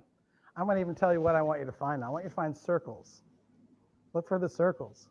Raise your hand and keep them up high if you can see the circles. Raise your hand. Look around the room, everybody. Keep your hands up. And more hands are going up. Look around. Look behind you, in front of you, the side of you. Let me ask you something. Are there really circles there? How many times have we seen something, but it really wasn't happening? It wasn't what we saw. I think I might be experiencing that right now, where I'm seeing this, but it's not what I thought it was going to be. How often does that happen? How well do we let our own biases and our own histories create what we see and what we experience? And oftentimes it's just going on inside of here, and it's not even really happening. Okay, we're back to unconscious bias. So now are we going to get to something more specific? Which table is wider? This one or this one? This one or this one? Okay, so we've gone from the classroom exercises of meeting your neighbor, which I did in elementary school, and now we're doing optical illusions to illustrate that our perceptions do not always equate to reality. And when you're done with that one, which one is longer? This one or this one? And of course, the answer is what? Anybody know? They're the same. There we go. Said explicitly. I knew it was just a matter of time. It only took us 30 minutes to get here. So that should say unconscious bias or implicit bias. What's unconscious bias or implicit bias? Anybody know? We all have them. What would you say? Yeah, they're subtle. We're not even aware of them, but they're biases that are usually ingrained from us from our early learning environment. So I grew up in Northwest Iowa, and at that time, the only skin color was Caucasian. Oh, here we go. Unconscious bias as pertains to race. There's no African Americans, no Asian Americans. There was no one of any other skin color. You think that impacted biases in my life? I have no idea because they're unconscious, supposedly. And then my folks were divorced. There was one moment of hope where my parents got back together. My dad was living in Tulsa, and all of a sudden we moved from this little town of my graduating class of 33, and we were living in Tulsa, Oklahoma, and we're walking down the street, and the messages my dad was giving me about Black people were prejudiced and they were biased. Oh my God. Tulsa, Oklahoma, back when you were a kid? I'm shocked. But I remembered my own earlier experience. When I was about 6, I got burnt really bad, and I had to go to Iowa City, which was the major city in Iowa. So I got like scars all over here, and I spent like 4 months in a hospital. My mom was able to come see me one time in 4 months. I was missing my mother. She had 12 kids to take care of, by the way. Yeah, that was a poor set of decisions on her part, maybe. And then I was only supposed to have one major surgery, one major skin graft.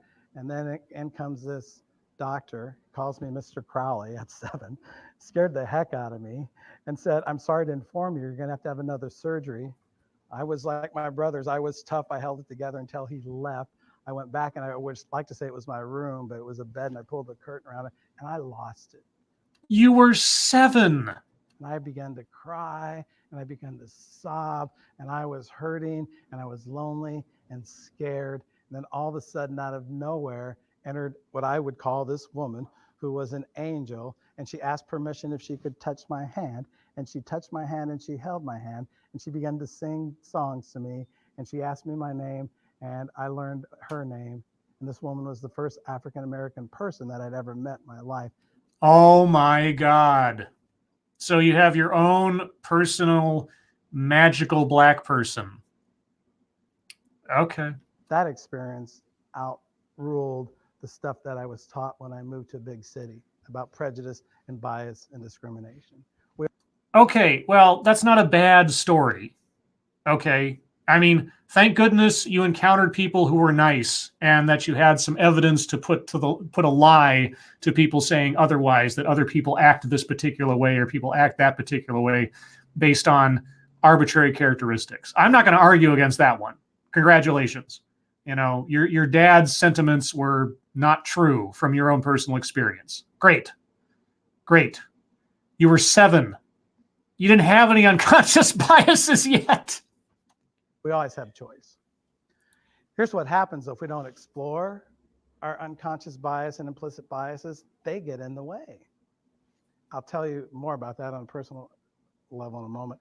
So right now, I'm going to give you lots of words. You're just going to do this individually. We're not going to be sharing any of our thoughts. But when you see these words pop up, I want you to be open and honest and just pay attention and answer yourself. So when your first thoughts, when you think men are, answer it and Scum. be truthful. I'm watching a lot of nonverbals. Edward T. Hall says 90% is nonverbal. I got some of that. Women are. Homemakers. And we could say in our community, in our workplace, in our family. African Americans are. Marginalized. Latinos are. Marginalized. By the way, is there any negative thoughts about those 4 groups of people at all? Yeah, please, in a public in a public setting, tell us all how much you hate African Americans or women or Latinos. But if you hate men, that's probably okay. Do you think people have negative thoughts about those groups? Asians? Are white people. And all you're doing, you're just kind of doing your own examination. By the way, No, actually, I'm just reproducing things that I'm being told by other people, honestly. you could Google implicit test online. And matter of fact, I would recommend it. I would challenge you to do it because I thought I was without conscious bias after doing this work for 20 years. I thought I was without sin, but then I examined my internal workings and discovered that, lo, I too retain sin. Took that test and whoa, baby, I got some work to do. Seriously. Poor people are. A victim of circumstances, either outside or of their own control. So I grew up poor and welfare, and boy, I'm going to tell you, I get defensive about that one. I've been working since I was 10. Usually I had 2 to 3 jobs my entire life. Yeah, because you had a family full of 13 children. I mean, your parents made some poor decisions, if I might coin a phrase. Don't know how not to work, but that's not what most people would answer with that one. By the way, I didn't sign up to be a welfare kid. My mom didn't ask for that. She didn't ask for a husband that had a terrible mental illness that no one knew how to treat. Wait, are you denying your white privilege? Caucasians are.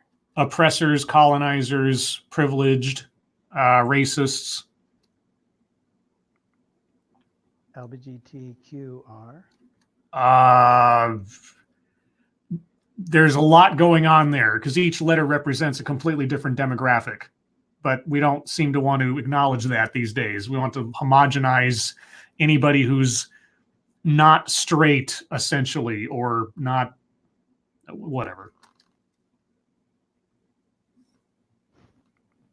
You think we have judgments about any of these groups? You're asking us to have judgments. You're asking for reflex thoughts on things. Of course, everybody's got judgments. You talked about your own experiences informing your judgments of people. What? Oh my God. If this is really work, if asking stupid common sense questions, if asking questions that are easily answered by common human experience equates to a career, I am in the wrong line of business.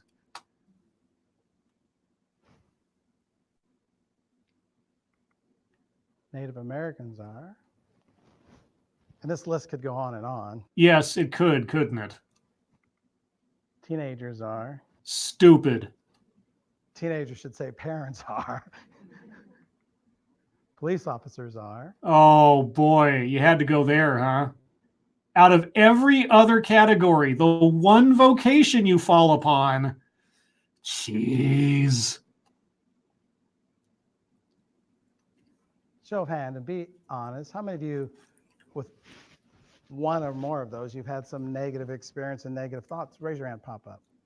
How many of you want to say that you're possibly a racist or a classist or something, or an ageist or a misogynist or a misandrist or I don't know. Is there an ist against police officers? That's where we got to start. And then we got to like begin to be open to changing that and connecting with that. How many police officers are in here? Oh boy. Law enforcement. Could it be fair to say that there's people that have a negative experience of law enforcement, and so then all law enforcement become that? Have you ever Yeah, most times they're called criminals. met someone? What's your name? Jason, have you ever met someone who had a bad experience with law enforcement, but after a personal connection, maybe you helped be the pivotal person that changed that for them?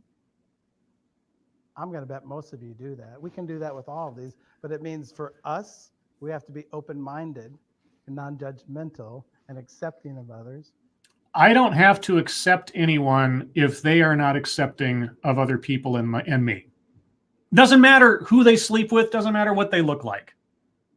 I am not required to respect someone just on the basis that they are here, beyond the simple human respect of like, I'm not out to hurt you or anything else. Okay. If I get to know someone and they have a lousy attitude and they treat me like crap, I'm not under any obligation to then reciprocate what I should be doing, supposedly, and just respect them. I mean, I can respect somebody I don't agree with, certainly. I can respect someone's privacy. I can respect someone's ability to do something that I can't, etc. I don't have to respect them, though. I'm not required to. I don't have to think positively about everyone and everything. I try to approach people as individuals. I don't look at people as demographics like this guy's suggesting on the screen there. Do we all have first impressions of people? Yes. Do we all make assessments of people on what they look like? Mostly, you know what? And I say this completely honestly. Usually my first assessment of someone when I see them is how they carry themselves. And what do I mean by that? I mean, are they dressed well? Are they well kept? They don't have to be, in a suit and tie and everything, but, are they just, do they have their pants hanging down to their ankles? Are they all covered in mud or something? Do they smell bad? That's all. And that doesn't necessarily mean that somebody's a bad person because of it, but that's usually the first thing I look at because I'm a very aesthetic person, a very visual person. That's all. Does that tell me anything about who the person is? No. That gives me an impression. But that's all it is. I can't tell by looking at them necessarily who they like to sleep with. I can't tell by looking at them, unless they're in uniform, that they're a police officer. And even if I can see their facial features and their skin or something, I don't inherently know what their ethnicity is or that it even matters to anything. Like I said, a white male who is a carpenter, it could be Jesus Christ, it could be serial killer Israel Keys. It doesn't tell you anything about who the person is. So we all have them. There's nothing wrong with it. It just means we're human. Well, you could have fooled me because unconscious bias, I am told again and again and again, is a reflection of our inborn sin of inherent or structural racism, sexism, etc. The worst thing is that we have them and do nothing about them. Self-disclosure, and I don't like talking about myself, but well, you could have fooled me. I'm going to share this story, and I'm still embarrassed by this, to be honest with you. And it happened when I was in my 20s, and I'll be 61 shortly. So it happened some 40 years ago, okay? And you're still dwelling on it? Okay. When I was in grad school at a university near here, I was a hall director, and there was a dear friend of mine by the name of Wally Morgan, who was from Nigeria. He was sent there not just to become a teacher, but to be certified to teach teachers in his country. He was finishing his graduate degree to do that very thing. And he was harassed in the dormitory by some Caucasian guys, and it was simply because of his skin color. And it was one event after another and one after another. And so we would intervene and we would speak to people and we would stand up for him. But boy, didn't stand up good enough. Could have done much better. It was one weekend and some guys got drunk. Somebody threw up in a 5-gallon bucket. It ended up in the janitor's closet on a Friday night, and it sat there Saturday and Sunday. Imagine how stinky that was. And then one of those guys, students, took that stinky bucket, leaned it against Wally's door, knocked on the door. Wally opened his door, and her face got it. It just flooded the entire room. That's okay. That is awful. Okay, yeah, that would certainly be something to bring up someone on charges for assault, if nothing else. It was a compound effect. He had enough. What would you do, by the way? What would you do? Well, I would go to the school authorities and, depending on the circumstances, maybe even contact the police. What would you do? Well, answer me, somebody. What would you do? He chased the guys down, caught one of them, had a letter opener in, put him in a headlock, said, "Leave me alone. Leave me alone. If you don't leave me alone, I'm going to kill you." Okay. This guy pressed charges on Wally. Yes, because that. Okay. Wally went to jail. Yes, because Wally threatened someone's life with a deadly weapon in exchange for having a admittedly disgusting thing done to him, but one does not justify the other. In Maryville, Missouri. And I wasn't going to say the community. Maybe we can bleep this part out of the video. Too late.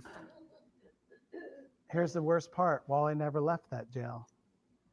He got beat to death, and he Oh, for fuck's sake. got killed.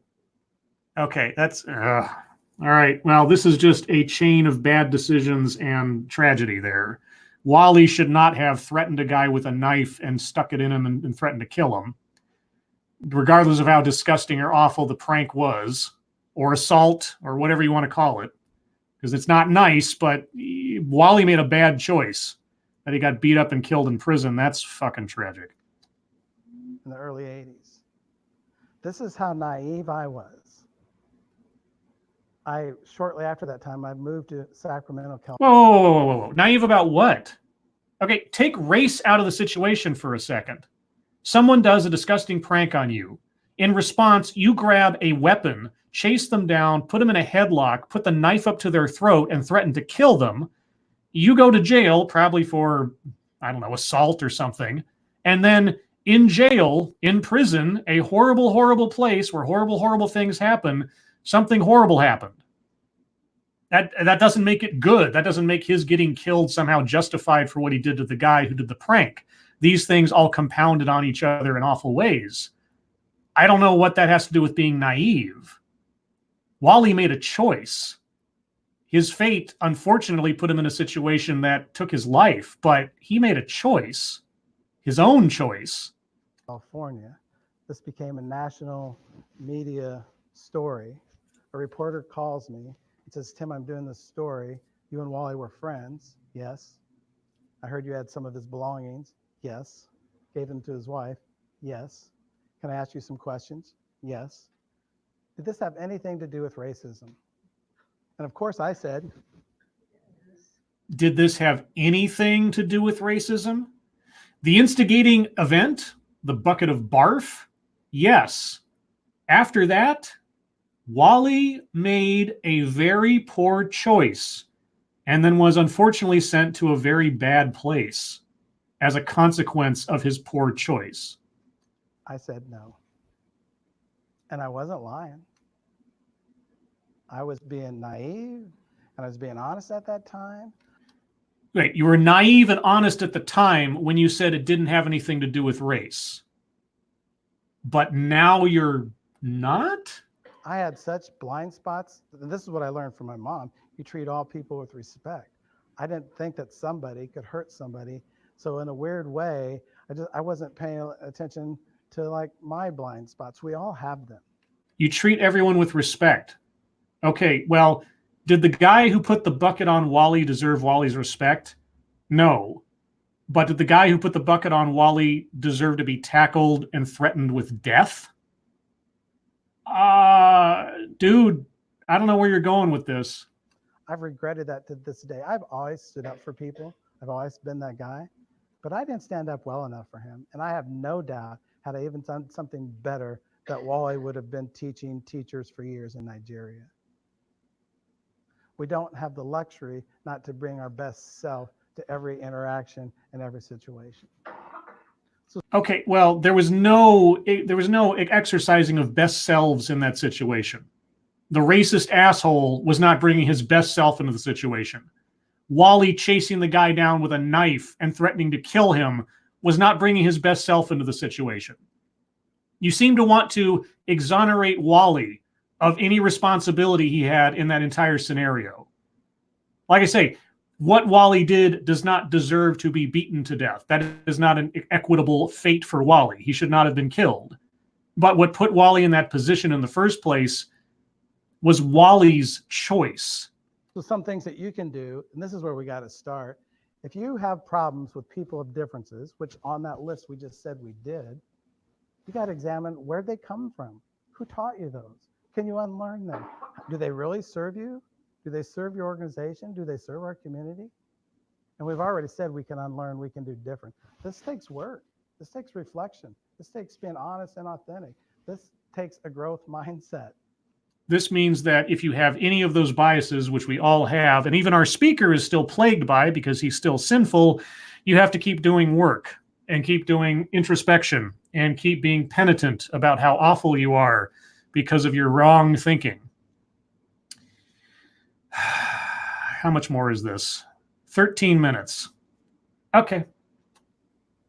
How many of you know people that have a fixed mindset and they stereotype people and they'll never change? Gandhi says you can be the change, though. That's what we can do. We can show them something different. I've been told recently that Gandhi is an awful person because he too was a racist. He was an anti-black racist, so I'm told. So you're quoting Gandhi? Ooh, that's bad.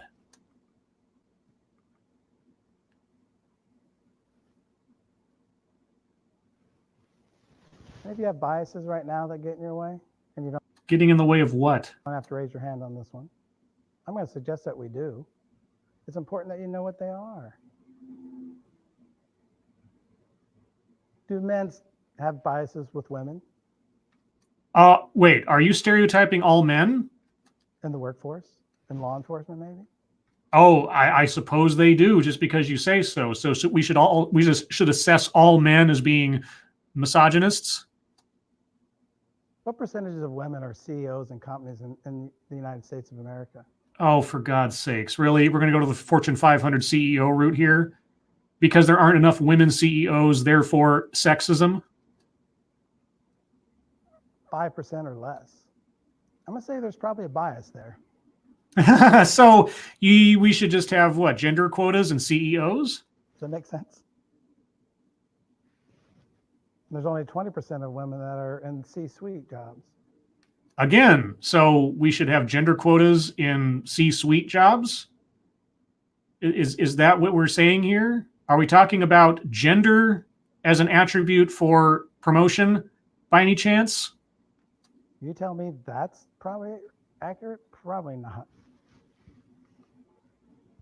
So if I was hiring, I could be on a board and I could hire a female CEO. You could, but if you hired her simply on the basis that she was female, that would be questionably illegal. A person of color.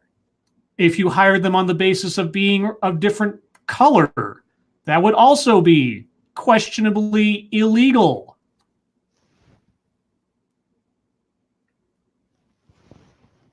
How many of you have ever felt mistreated because of being different one way or another? You already asked that question earlier. Raise your hand. Do you ever invite people to learn from you? Learn from what? Being made fun of because I had glasses? What's to learn? They were kids. Kids are mean. You invite them in. Because most people don't know how to start that awkward conversation. Sometimes we have to start it for them. We have to start it for them. So we know what's best for other people. So let me tell you about my tale of woe that you may learn from my suffering. Wow, how magnanimous of me. And if we wait for other people to do it, it's probably not going to happen. But most people in this room, I think would hear and would listen. Well, since you've guilted everyone into thinking that listening and learning from people is the most, perfect way of operating, I don't see why they wouldn't. Thank you, Hocatus Maximus. Those are stressful. Maybe women don't want that. There's a whole bunch of reasons why someone might not want a job. You know, for every Fortune 500 CEO that's a man, there's a whole slew of other men that don't want that job. We should all do our best to make sure that we're having the conversations we need to have, is where I'm going with this. So we're really just getting started, and I'm going to just move through this really quick because there's something I want to get to. I wish you would move quickly. Oh, micro messages. Micro messages, not microaggressions. Oh, you're taking the soft sell again. And once again, that would be all lined up. Have you ever heard of micro messages? There's 3 types. There's one that's called micro inequities. And these are such slight, subtle behaviors that we do. They are really small. Most of us never know that we're doing them, but they have a tremendous negative impact on other people. We have no idea that we're doing them. We have no intention of doing anything wrong, but other people are interpreting what we say as personal slights. Got it. Let's say the 4 of us all work together. And every day I'm walking into the workplace and I'm saying, hey, Cindy, how's it going? And I don't even look at Deborah and her friend. And your name is? Tina. Hey, Tina, how about that? Boom. And I'm always just like loving them and I'm paying no attention to them. What's the message? Does that happen? I think that would be a conscious decision, not some unknown thing. You are consciously excluding these people. What happens if I'm just always going to lunch with them and I never go to lunch with them? What's that message? That you're probably having an affair with one of the other 2, or both. Matter of fact, today, while I'm speaking, another micro inequity would be if somebody begins to do this one, which people just do if you do this one. Yeah, maybe it's a signal that what you're saying is boring. And pray God, since I had you hide this, if you get this out and start doing, they're just subtle behaviors, and most of them, honestly, weird. Okay, taking out your cell phone and doodling on it or whatever while in a conversation with someone, that's not subtle. Yawning dramatically is not subtle. What are you talking about? They are not conscious that we're doing it, but they can. They are totally. If I bring out my cell phone, it is a conscious effort. It is an acknowledgement that I am not engaged. It is not. What are you talking about? Have a tremendous negative impact on people. Tone of voice. It could be lack of eye contact. It could be too much eye contact. It could be just too much fidgeting. So we have to really be aware of all the verbal and nonverbal messages that we send. We have to be constantly and persistently paranoid about what we're doing and how people might interpret it. Got it. I'm going to tell you that I've sent messages that have been hurtful and harmful and completely unaware of it. And if I've done that, I'm going to guess most of us have done that. Okay, if you're unaware of it, then you had no intention of doing it. And while you might be apologetic that someone took what you said in the wrong way, you don't internalize that with you did something wrong. Because you ever hear of mens res and actus reus when it comes to a crime? Having the intention to commit the crime is a key factor in a crime actually having been committed. So we just have to develop what I call our emotional intelligence. We have to develop our self-awareness and to be really inclusive. I'm going to go to lunch with all of you. Wow, that's sexist. When I walk into the workplace, I want to be that person that lifts everybody up, and I want to be lifted up. I think we have a Me Too moment coming. Makes sense? There's a handout that fleshes more. Microaggressions are... Oh, microaggressions are a subheading to micro messages. Now, this I hadn't heard before. I hadn't heard of micro inequities before. I thought he was just coming up with synonyms for microaggressions, because in my previous education of such things, the heading would be microaggressions, full stop. And you could put anything underneath that. But he's making it far more granular for reasons I'm not quite sure of, because everything he described there, for the most part, as far as I've been told, could count as a microaggression, actively ignoring someone, etc. Way worse. In my opinion, they're small, but they're usually intentional. It's what that guy was doing, and when he began sharing that racist joke the other.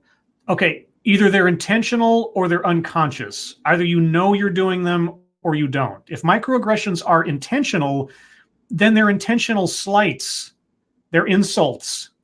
We have words for those things. It wouldn't be called a microaggression. Tremendously hurtful on purpose. It's usually words more than actions. Name calling is a lot of it. How many of you know people that do that? How many of you have been around it? Oh, have we ever been around name calling? Have you been a child before, for fuck's sake? Worst thing we can do is to witness it and say nothing. Never be a bystander. And the third one is what Edith Brown did, my mom did. It's microaffirmations. Oh, microaffirmations. Which is really cool because micro inequities, it can be hard to be aware of what we're not doing, but we can do what Edith Brown did. Just be intentional with every interaction, every conversation. Always do your very best to lift people up. Leave knowing something about them. Do your best to point something out, to express appreciation and gratitude for them, a strength, something that they bring to the table. Okay, here's the problem. Okay, the core message that I'm getting from this guy: do the best you can to be the best kind of person you want to be. All right, you could sum it down into that. You could just sum it all down into the golden rule: do unto others as you would have them do unto you. It's not a perfect way of living your life necessarily, but it is a good principle. That's all this guy is saying. However, the problem is other people are deciding for other people whether or not they are a good person, on the basis of their race, on the basis of their gender, on the basis of their vocation, as he's already pointed out. It doesn't matter how good of a person you are. He's already told us as much. He sends out emails with no intention of offending anybody, but they decide to be offended. Even this guy, Mr. Professional Speaker, Mr. Professional Good Guy, even he is being told from time to time that he's not perfect. And he accepts that, and he internalizes it, and he takes it as true because we have to listen more than we have to reply. We have to understand rather than object. We have to internalize rather than stand up for ourselves. Aye. That they bring to the organization. Do your best just to lift people up. Really micro, but huge impact. Less of number one, more of number three. Number two is never acceptable. Yeah, microaggressions, the unconscious, not necessarily intentional things that are done or said that someone interprets as bad. Don't do those, guys. Those things that you don't know that you're doing, don't do them. So we can just start to be just more aware. So much of this stuff is so subtle. Subtle, like men being CEOs is bad. Men being in the executive positions is bad. Women being in the CEO positions is good. Women being in the executive positions is good. Those kind of subtle discriminations. Have you ever been in a conversation and somebody's done this? Have you been the one that's done that? Has anyone ever rolled their eyes before or seen someone roll their eyes? Boy, this guy's just got a bag full of these questions that sound like it's insightful or something, doesn't he? How about that second one? Do you think we're really aware of how we hurt people and in the ways that we hurt people? Oh, I'm told all the time how discrimination hurts people, whether it's based in reality or not. Raise your hand if you've ever been hurt by discrimination. Oh, for God's sakes. You think people get it? You think people know? Could we not be more empathetic and compassionate people? Empathy. I was wondering how long it would take him to start talking about empathy, because don't you want to be a more empathetic person? If you're not agreeing with me, you're not as empathetic as you could be. And we all want to be empathetic. You know, empathy, that core attribute to being human and relating one to another in a peaceful and civilized way. What happens when you're hurt? Do you let people know you're hurt? Why not? Because most times it's my problem to deal with, and I don't want to burden somebody else with something, especially if it's something that can't be helped. Why not be brave enough to have an authentic conversation? Why not be brave enough to start whining to someone about how horrible I'm in, a situation I'm in, when it's nothing that can be done? Don't get me wrong. You know, getting something off my chest, if you have a friend who wants to hear what you have to say or could help or something else, that's fine. But I guess it depends on what you mean by getting hurt. You get your feelings hurt, and that's all? Yeah, you start complaining about that. You don't sound brave. You often sound childish. If we're hurting, I'm going to say in some level, if Cindy hurts me and she doesn't know about it, I have a responsibility to let her know it. Because most of the time she's probably not aware of it.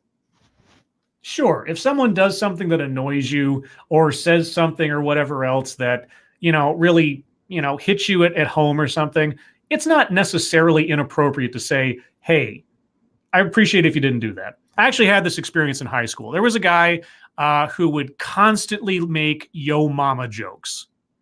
Okay. And not like offhand stuff, right? He would just intentionally, he would intentionally make yo mama jokes at me because I once talked about my mother in a nice way. And so for some reason he decided then he would make jokes about that. Now, for reasons I'm not going to go into, I am relatively defensive about my mother. Aside from the fact that in my mind and by demonstration, in my opinion, is a complete saint, but for other reasons. And so at that time in my life, this guy who was a friend of mine at the time, I told him, hey, look, I know it's stupid, but I'd appreciate it if you didn't make the yo mama jokes. There were things that are happening in my life at that time, and it just really hit a nerve. That's all. And I told him that, and I told it to his face. I was very honest about it. I said, I understand this isn't a big deal, but I would appreciate it if you didn't. Right? Okay. And that was the long and the short of my conversation with the guy. And then he continued to do so. Now, maybe I was being petty at the time. I don't know. But in my mind, if someone who considered themselves or who I considered to be a friend could not at least respect me in this small, admittedly juvenile request, I had a hard time believing that he was going to be respecting me in anything that was important. Okay. Now, was that an isolated incident? Yeah, I can't recall a time before or since then where I've had an interaction with someone like that. Most times, if I know someone's joking as an adult now, because this was back in junior high or first year high school or something, I roll over, I get on with my life because it's not that big of a deal, whatever. But at the time, sure. And if you have something in your adult life, in your real life that is similar, I could kind of see it. It can be kind of a respect thing. Okay, I'll grant you that to a certain extent, right? But if someone just has an offhanded comment that isn't aimed at you, has nothing to do with you, but you just don't like the tone of their voice or something, grow up. Thank you, Chicago Mike. Welcome to my talk today. It's called Word Salad. Yeah. Not an easy thing to do, right? Right. If I want a different outcome, I got to be able to be brave enough to do things differently. Now, if I don't trust her and I don't feel like I'm going to get anything back, probably not going to have the conversation. But I do know her. And this is how you have those conversations, everybody. You start with these words. Hey, Cindy, I noticed. And you just begin to say, I noticed that when I talk to you, you are always doing this and you're always on your phone and you ask me to come spend time with you and yet you're never really with me. And I just noticed. And what happens is it makes me leave regretting that I spent time with you. And I would like that not to happen again. What are your thoughts? Is this a conversation you're having in the workplace? She tells me her thoughts and I say, can we change this? Hopefully she's going to say yes. Then I thank her for the conversation.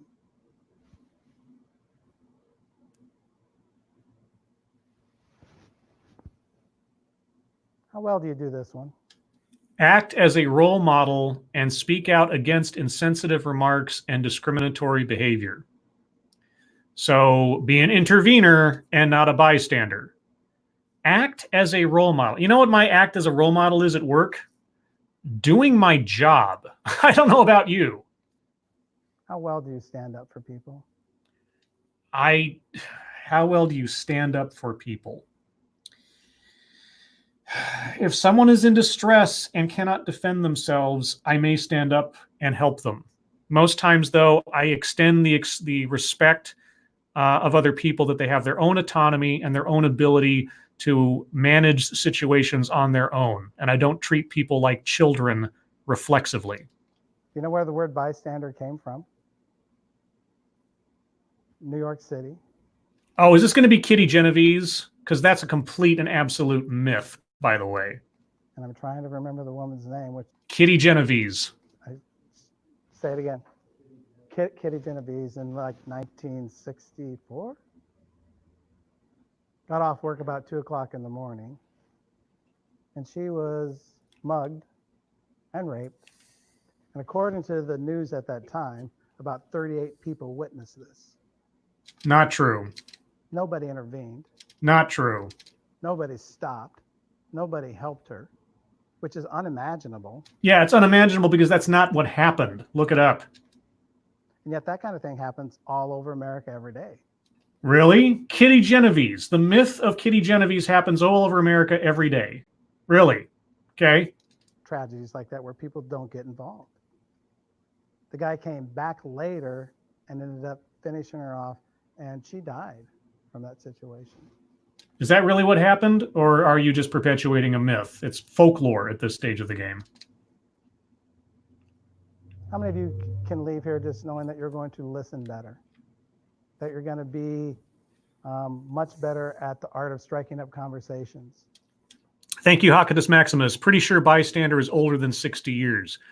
I couldn't say when that term was coined. So maybe that's a part of the myth as well. That you're going to begin to ask yourself what your own biases are. That you're going to be able to begin to start looking how it's more about you and not other people. Because this is really where the change has to begin. How many of you would be willing to strike up conversations that have meaning? How many of you can be brave enough if people are hurting you or hurting others that you can be brave enough to have those candid conversations? That's how we do this better.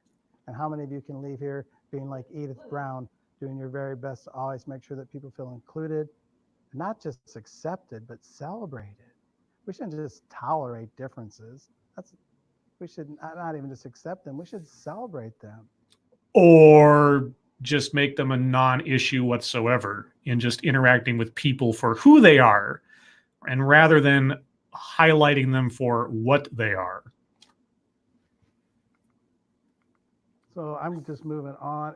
I want to share this word with you. There's a guy by the name of Kevin Hall, and this is in this handout, which I'll leave by the door when we're finished. The word is jinshe. This is what it means. Oh, it already has it on there. Wasn't supposed to be that way either. Never treat another person in a manner that would make them feel small. Do unto others as you would have them do unto you? What if we just leave here all with that? How about that one? Never, ever. Is it ever okay? We make excuses. They cut me off in traffic, so I got to do this. Are you going to apply that same logic to what Wally did to the racist guy? They got my face, so I got to do this. What if we commit to this word? And by the way, that's not the whole definition. Here's the second part of it. Never ever treat anybody in a manner that would make them feel small. How about this one? Including yourself. Whoops. What? Throw that away. So do unto others as you would have them do unto you. The guy just reworded a classic truism, essentially, or philosophy. And he's selling it like it's something new. Gosh, repackaging old stuff and calling it brand new. I've never heard of that concept before. What the heck? Anyway, the bottom part of that says including yourself.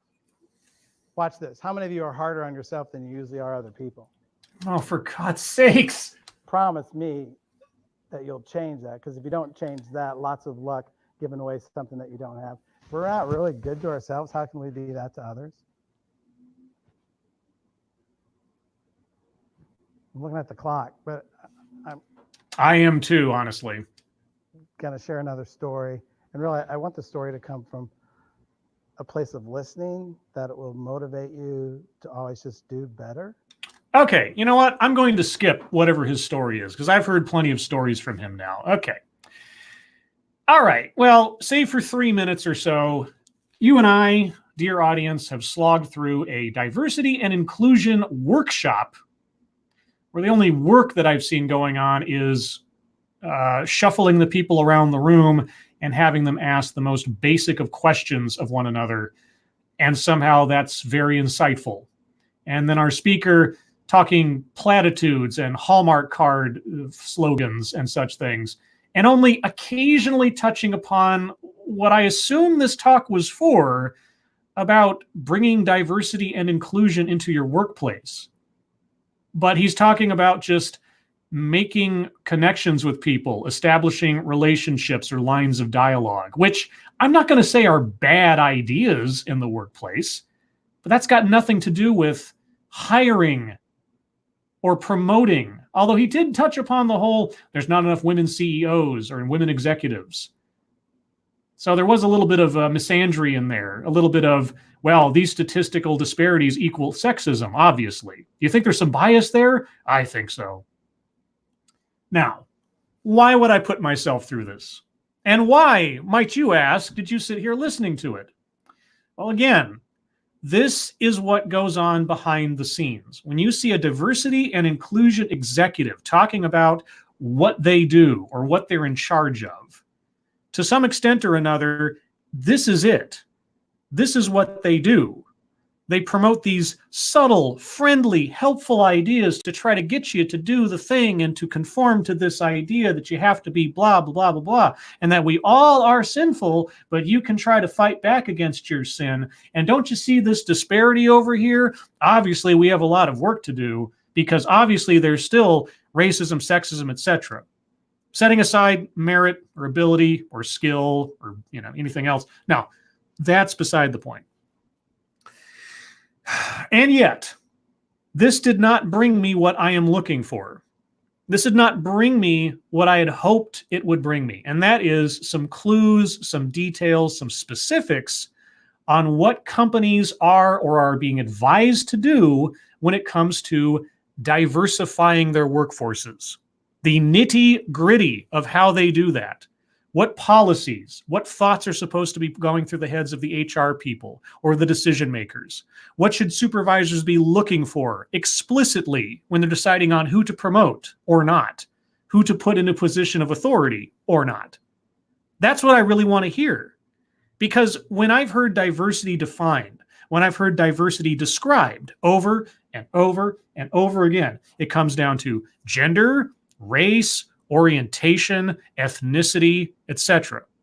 Rarely, if ever, is the primary motivator diversity of thought or skill or merit.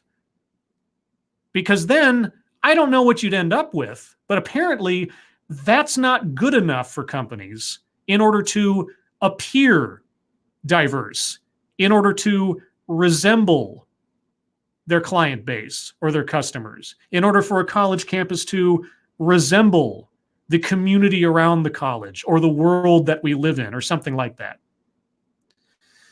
So our speaker here does a lot of the soft sell, does a lot of the, gee, wouldn't it be nice if, or don't you think you could be a better person if, or wouldn't this be a better world if? It goes back to that same argument of empathy. There was a video I did a while back where the project was they had these diversity like trucks or whatever. They would show up to a place and they'd have all these activities and stuff for people to do to, help encourage diversity and to teach empathy.